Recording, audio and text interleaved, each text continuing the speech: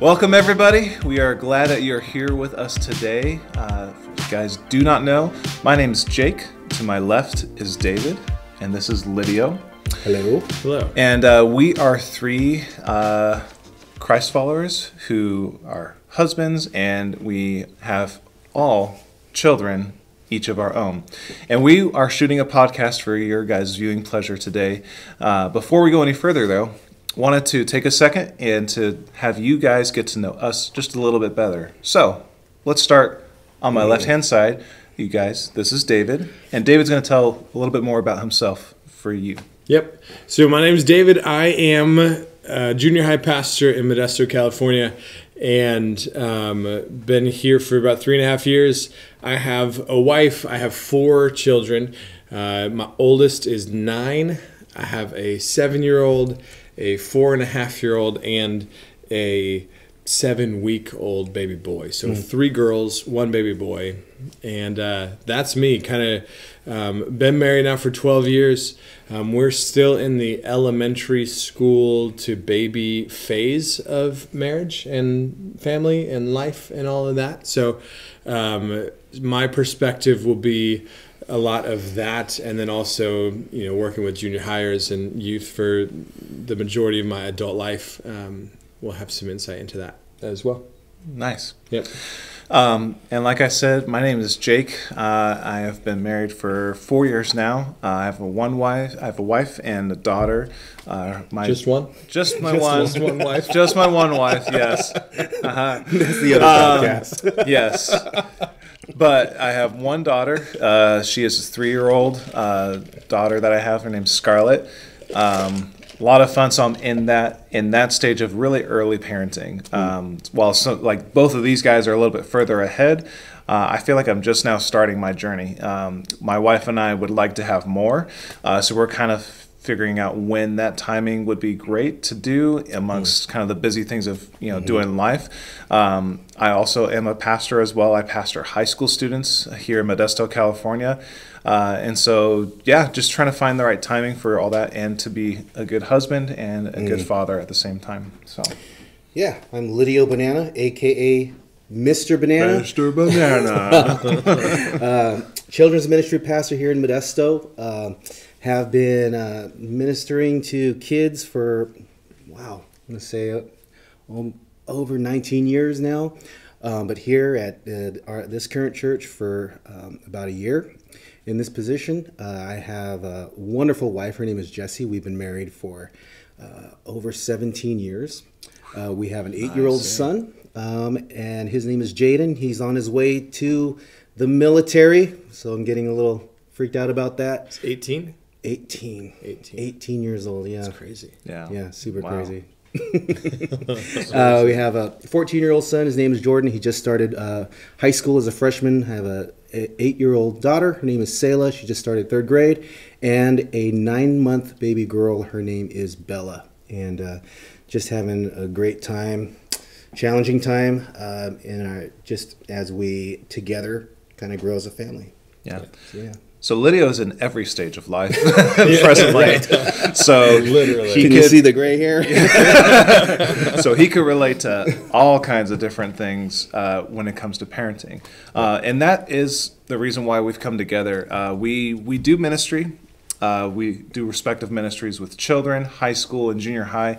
And the thing is that we work with parents a lot. We have our own families, and so personally we're dealing with that, but then we're also invited into other families, into other dynamics with other folks in our own church, with anybody from those who have just had babies to those who are just graduating high school and even beyond that. And so our goal and our what we like to do in ministry is just to come alongside parents, which is why we wanted to shoot this podcast. But to explain a little bit more about that, we wanted to have David, kind of the architect behind this, tell us a little bit more why we're doing this parenting podcast. Yeah. Well, podcasts, first of all, ours is brought to you by Brown Sugar Pizza and Coca-Cola. They haven't paid us yet, but if you're watching, we're supporting you. Right. Yeah, we'll give the address later, guys. Stocks go up.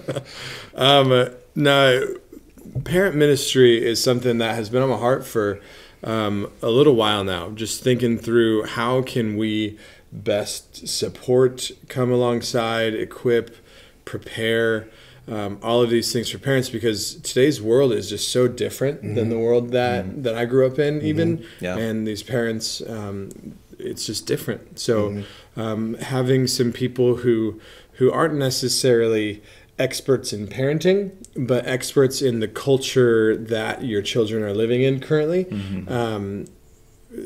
having those types of people speak into your life, I think are could be valuable for parents. And I'm not talking about us, but we're going to bring in guests on the show as people that can come in and speak into different areas of maybe something that you're focusing on in your life, and hopefully it could be helpful for you guys. Hopefully you find it useful.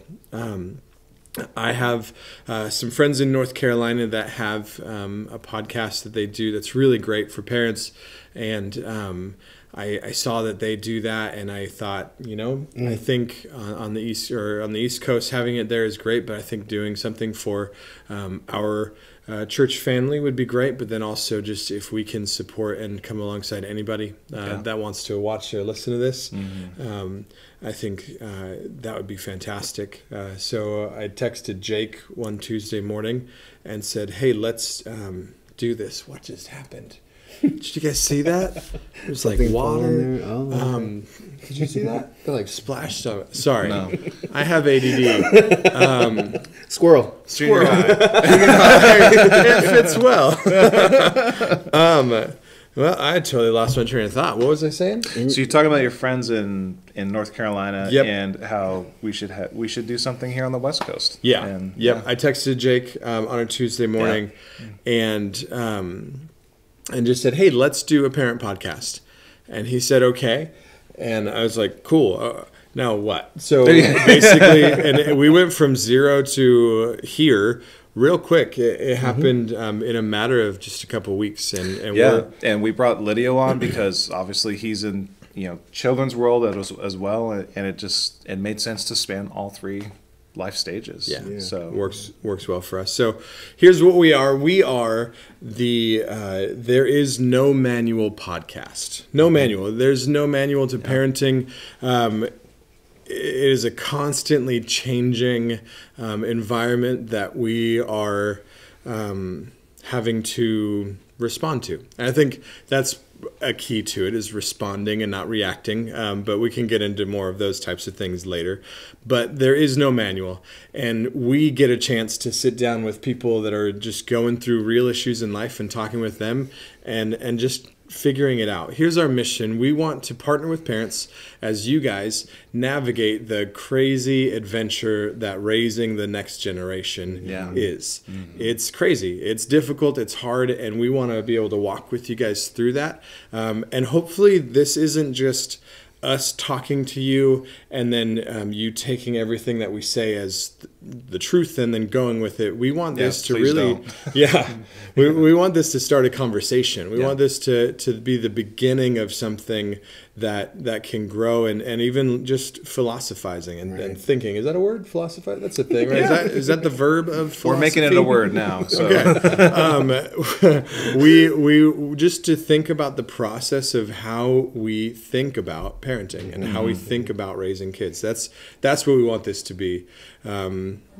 Now, this idea of there is no manual, it can be a little bit controversial, a little bit tricky. And as we were having our little get together about what we wanted this thing to be and the name of it, we bounced a few ideas and we kind of several of us landed on there is no manual, and with justification, Lydio, you kind of struggled with that. Yeah, I totally cringed at that title at first. Yeah. Just because we as pastors, as ministers of the gospel, we do have the Bible. Yeah. And I get it when we're talking about there's no manual, and I get it when the culture and when parents, when they have a baby and they're looking at this life that's in their hand, the first thought that usually comes to mind is, whoa, is there a manual? Is there an instruction manual on how to raise this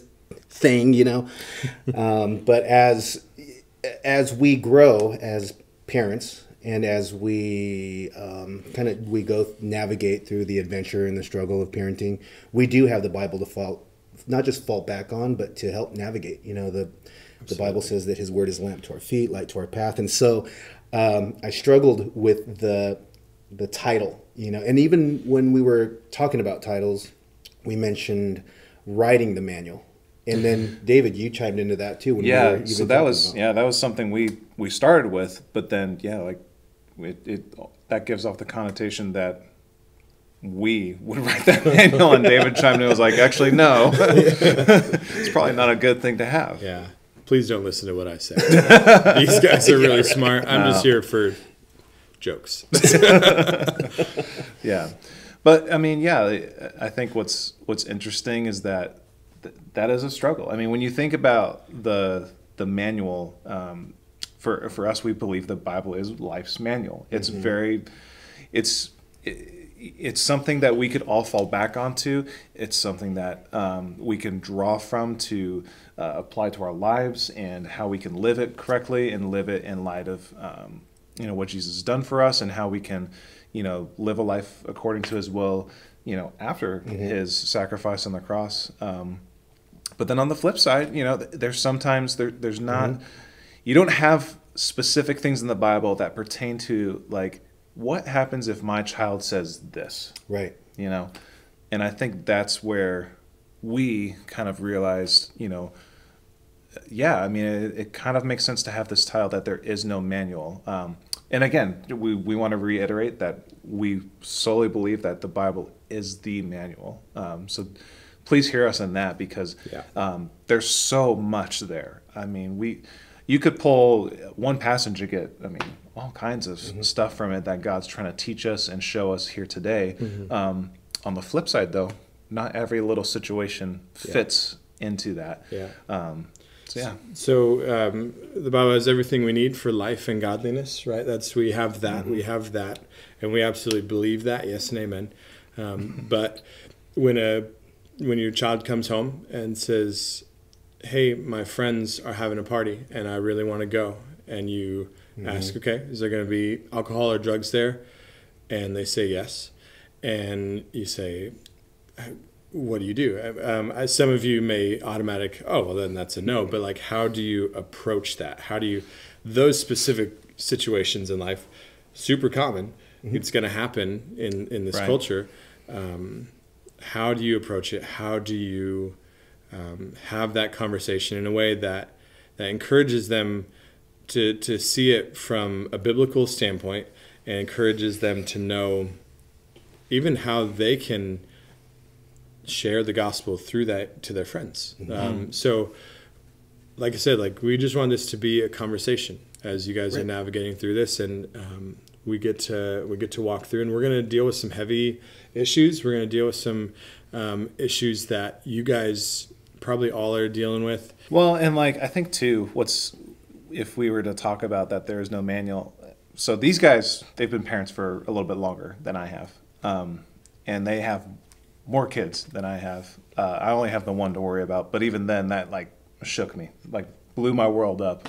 And I remember so vividly, and I don't know if I shared the story with you guys, but when I was at the hospital with Nikki, she had my wife had just delivered Scarlett, and just this beautiful life. There's just nothing that can really describe how awesome it is to there's a new person all of a sudden who just came to be, and and I just was trying to take it all in, and we went from we had to do a C-section, moving on to the room where there would be recovery, and there was another, which don't ask me about this because that was kind of a pain point, but having another person in the room too who was recovering on the other side of the room, a little strange.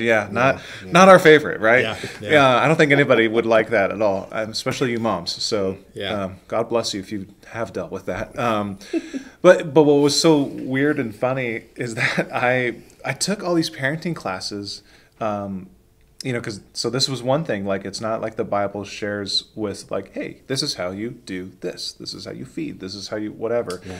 And I remember the nurse brought came back and she's like, okay, we got to change Scarlett's diaper now. And I'm like, okay, cool. And she's like, okay, Dad, do you want to do this? And I said, sure. And so we go over to the little changing table, and I'm looking down at my daughter and I blank. I just like froze. I forgot how to change a dang diaper. Like I couldn't. I just was like, what do I do? And I'm literally holding this diaper, looking at my child, and the nurse so politely and so sweetly just goes, okay, sweetheart. So now we just do this, and then starts doing it for me. While you're doing this in my yeah, direction. and I'm just like standing there, like still like, and so the nurse took over, and I'm just standing there like, oh, okay, because you know, and I think that's just another thing. I mean, it's not like you find in the book of Judges, you know, this is how you change a diaper, and this is how you properly feed a child. And so that, I mean, again, this is just another reason why we wanted to come alongside and talk about parenting. And I think especially our big thing is that the culture, like David said, is changing. I mean, and to even go off on top of that, like, so, you know, maybe that you have something at the top of your head, but like, what's like different now than even from like, I don't know, 5 years ago? Or, Social media. oh yeah, and we're definitely going to address that. Just if you didn't know, but yeah, what about that? Well, just the impact of that. So I was listening to another podcast a little while ago, and one of the things that they said is in our world 20 years ago, before MySpace, we lived in circles of 200, and in that circle of 200, you were probably going to be the best at something. You were probably going to be the fastest. You probably going to be the smartest or strongest or whatever it is in that spectrum. There was probably one thing that you, in your group of friends or in your group of 200 that you knew that you were going to be the best at. In today's world, we're surrounded by thousands, millions of people on Snapchat and Instagram and Facebook and not MySpace anymore, but we're Rip MySpace. And so people are no longer finding themselves to be the best at things. They're no longer, and I mean, essentially what we're doing is we're putting our worth and our value in temporary things that don't last. And what we have done for years is we've done that. But now we're realizing that is a faulty, we're building our house on the sand. So students, and I think one of the reasons why mental illness, anxiety, depression, self-harm, suicide, all those things are just skyrocketing when students are in 6th grade, or even younger. The reason why that's starting is because they're finding themselves in situations where they're like, I'm really not that great at a lot of things, and so who am I? And if we don't, and that's why as a junior high pastor, my biggest focus is constantly who God is and who they are because of who God is. So if I can give them that by the time they leave, then I think that as for junior hires, I think that's a win. Social media has changed the way that people see themselves, the way that people evaluate and create their value. I think that's kind of maybe why this podcast can be important for parents, is that when we're looking at social media, even other parents, where other families, they're putting their best foot forward, right? But what we want to do in this podcast is to just bring the realness, if that's a word, the realness of parenting to the table. It's better than philosophers. Philosophizing, yes. Yep. Yeah, and just kind of real life parenting. And so you as other parents can listen and watch and just kind of know that other people are struggling in the same way you are. There is a solution, you know, there is something to look forward to. But, you know, sometimes when you're in that space where you're struggling with your child, or, you know, and you were talking about how depression kind of, a lot of kids get depressed when they're looking at all these people that are super good at X, Y, and Z. Right. they can become super insecure. And I think it's with parents too. We can become really insecure about definitely. parenting and marriage. I mean, life period. Yeah. But if we can hear other people go through the same struggles, then hey, maybe we do have it. Maybe we can do this thing right. Yeah. Yeah. Just because we're pastors doesn't mean we're far from perfect. I mean, we do come into contact with the Bible and use it in our in our workspace, but man, that doesn't mean we're nearly as good as parents as anybody else. I mean, we're struggling just as much as maybe you are. So yeah. Lydia, you were saying something and it left my brain. It was gonna be good. It was gonna be good. Go back to what you had said right before at the end there. What was it that you were talking about? Because there's something that I think was that I can jump into. Are you talking about just kind of real, authentic people kind of going through parenting and the struggles and so we homeschool our kids. That's something that we well, I say that my wife is a hero. No, I'm a good teacher and I'm a good dad. But when you put those two together and I parent my children, that's normal. I should parent my children. But when I teach my children like school, like I turn into some monster. Like I don't know. I have yet to there's not a day that I have not made my kids cry during homeschool. So like my wife handles that now. Right. But we see my wife follows these homeschool parents who have great ideas and wonderful podcasts, and she works really hard to make sure our kids get a good education from home, and but she sees these images on social media, the perfect households that are nice and perfectly clean and their the chore charts that are all checked off.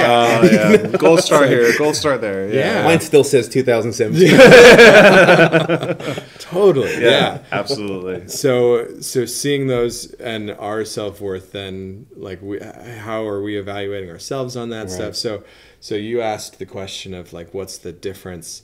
Social media has changed parenting, from what we just talked about, absolutely. And it's changed youth culture in ways that I don't think we really understand yet. Yeah, I mean, as parents, you're probably finding yourselves trying to catch up on a given day.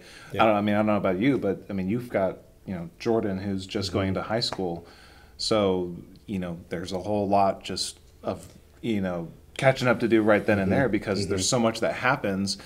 And even for us, we try to be up on top of youth culture and on top of just culture for kids in general, because we want to be able to come alongside. And even then, there are times where we're like, did you hear this word before? Or did you hear about this strange thing that kids are doing, or these challenges on the internet? Yeah. So it's like, whoa, what the heck are we doing here? There's a struggle with being a pastor and a pastor over the next generation, over children, and having your own children, because you can be preaching. And previously, I did work with youth, and before I had teenagers, I thought I knew all the answers, and the Bible says this and that, and I'm doing all my research, and all of a sudden you have teenagers of your own. And now, when it comes to teaching children or the next generation, I really have to think about: am I applying this in my own life? Am I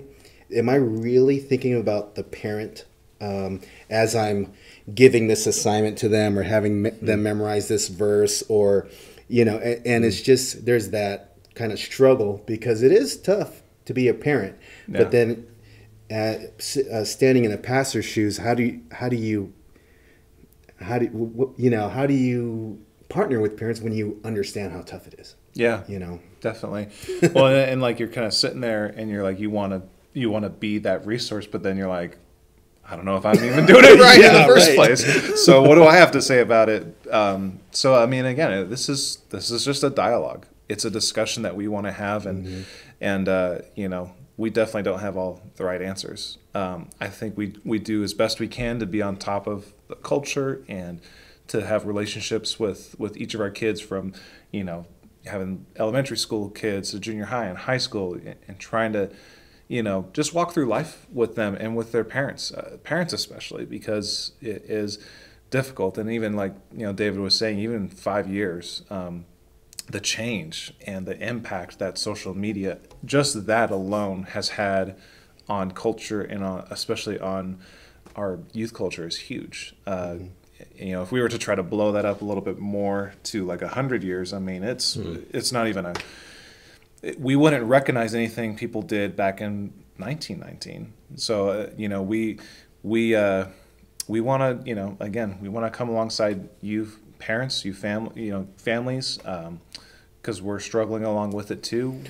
We're also, though, trying to do our best, not only as parents, but as pastors, to come alongside and to, we talk about there is no manual, and then there's that tension, there's that struggle with, we do have the Bible. But when you look in the Bible, we see that in the Old Testament, there's a culture that is established around the Israelites, but also, the kids are growing up in this culture to where there are traditions, there are, you look in Proverbs, and it might not tell you to do this exact thing when this situation happens with your child, but there are principles, and then there are verses that say, well, if you follow my instruction, you'll be okay. And it's kind of what I think we want to do with this podcast too, is create that culture where we can help each other, raise kids. We can,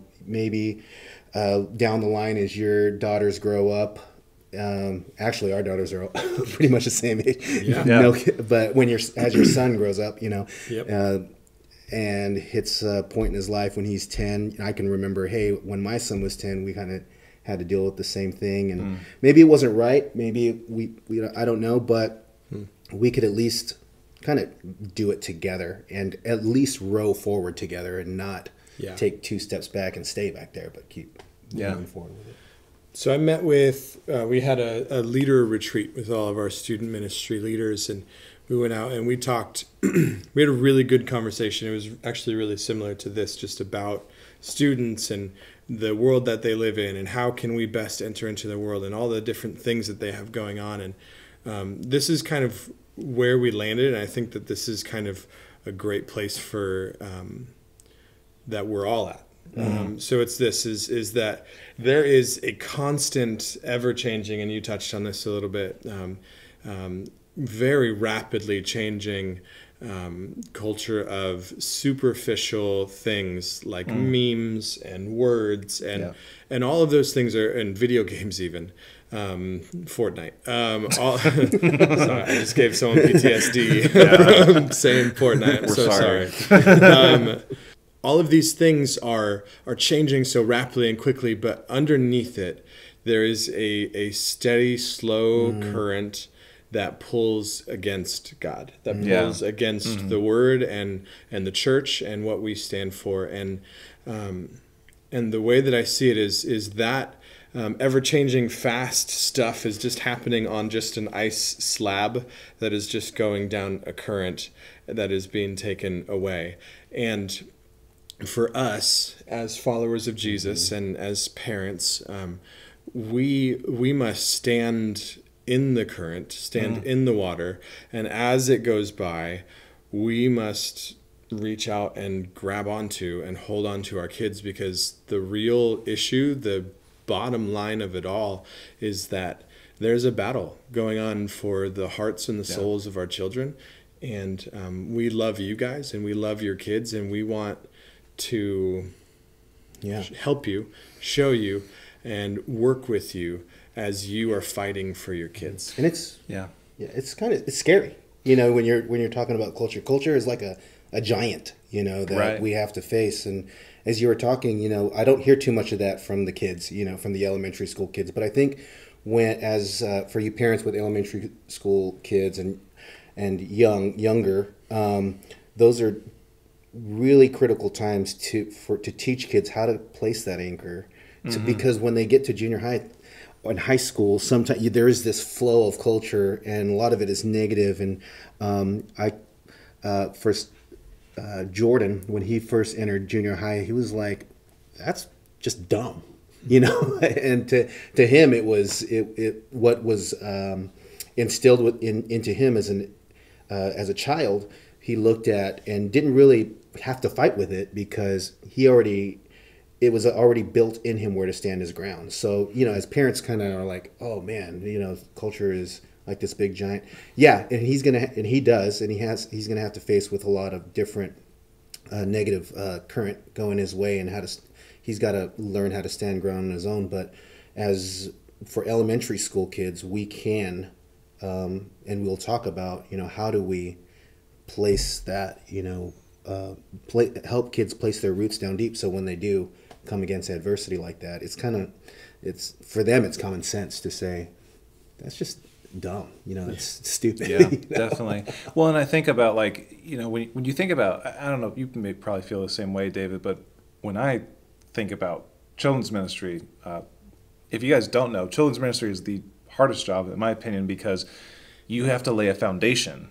And that's what Lidio does. He helps kids and families lay that foundation for those kids, so that when they go against the current, it's not that they'll go against it, but it won't be like, you know, they'll be back here. You know, they'll actually be able to kind of trudge forward, because, you know, like David said, things change so quickly and so rapidly. But there is that like undercurrent of like just slowly pull it and it is a battle. And I think what's interesting, I remember somebody saying this to me once about how, you know, God has a perfect plan for each and every one of us. He's very clear about that. And I think we can find so much hope in that. But we should also throw caution into knowing that the enemy is very clever. He's cunning. And I would be willing to bet, I mean, it's not in the Bible, but I'd be willing to bet he has a plan for your child too. Yeah, I mean, really, think about it. You know, if you're going to go after somebody, you go after them when they're impressionable, when they're moldable, when you could easily sway them. And children are the easiest way, you know, the easy targets. Yeah. I mean, that's why kids ministry is so crucial. And then when they get up into junior high, you know, then for David, and then even for me in high school too, this is, you know, we keep building on that foundation. We keep building on top of that. And then we put out fires along the way. And I think that's kind of a funny thing, is that when you're in youth ministry, and Lidio, you did youth ministry for so long too. I mean, it's like you're putting out fires here and there from like, whoa, you're going way too out of the current. Like, let's, you know, come back a little bit. And let's try to keep moving forward. Because there's a lot out there, and the foundation is so key moving forward, and we want to continue building on that in junior high and high school. But yeah, I mean, it's for you elementary school, you know, parents, definitely like pay attention, because we want to build on top of that and set you up for the future better. So what do we say to the parent? What do you guys say to the parent that thinks it's too late? You know, my child's already in junior high, my child's already in high school. It's too late. I've already messed up. It's never too late. Yeah, that's probably, I mean, that's just the one sentence, simple answer. It's never too late. If it's never redemption, I mean, the thief on the cross next to Jesus. It's never too late for redemption. The prodigal son.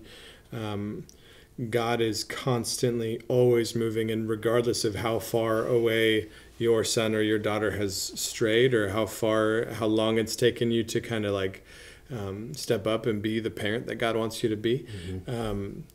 God, like the Holy Spirit, like he's God, like he spoke and the world came into existence. Like he can change your kid's heart. Like it's not too powerful. It's not too late. And the first step of changing is just changing, and then being consistent.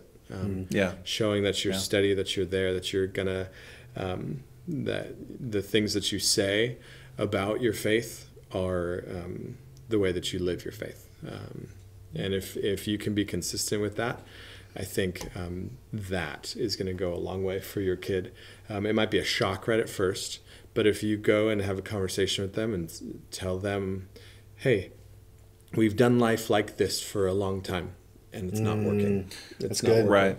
Yeah. And then say, so this is what we're going to do now. and let's just and I believe that the full life that Jesus is talking about when he says that he's come to give us life abundantly is a life that we can have right here, right now. Right. So if we choose to follow Jesus, he's offering us a life full of joy and peace and greatness. And I would absolutely agree with David on that. I think those same principles you could transfer to high school very easily. It may be a little bit more difficult because you're trying to wrangle a kid who wants to be independent in their own person, their own adult. But it's the same thing. You just institute that change. You just push that, and you're consistent about it.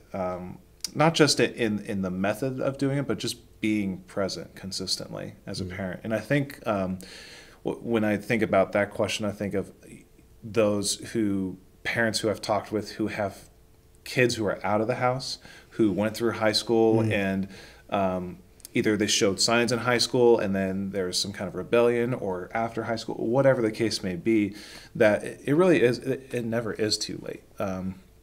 You hear of, whether you've heard it or not, I have heard of parents who will pray diligently and consistently for their kid to come to know Jesus and to give their life over because they just love them so much, and even so they're just praying for them constantly. And then you see a kid, no, he's not really a kid at this age, but like 35-year-old coming back, and they know that mom and dad have been consistent with them. They've been there with them. They've been diligent to love on them, and they know that they can always come back. And I think that's the thing that's interesting. I actually heard this morning, that you could, let's say you're the parent here and your student's over here.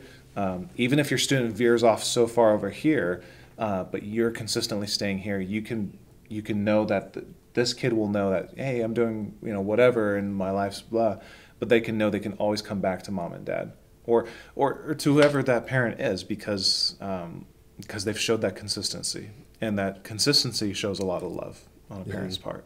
Totally. Yeah. Well, guys, there is no manual. None at all. But we are a tribe of people that believe that the Holy Spirit and God and the Bible can change lives. And we want to partner with you guys and help you as you navigate this crazy, crazy adventure of raising the next generation. What are we going to be talking about in the future?